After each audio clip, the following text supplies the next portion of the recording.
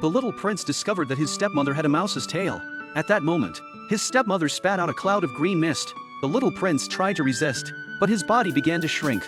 The wooden sword in his hand became unbearably heavy. Soon, his hands turned to wood, and it quickly spread to the rest of his body. In an instant, the little prince turned into a Nutcracker doll. His brother mercilessly kicked him out of the window. From that moment on, the entire kingdom was overrun by mice. The little prince, however, drifted in the river, not knowing where he would end up. After an unknown amount of time, the little prince ended up in the hands of a wealthy merchant.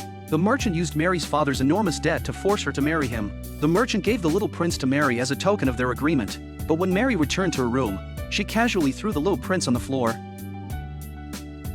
Mary looked at her family portrait. She longed to return to her childhood.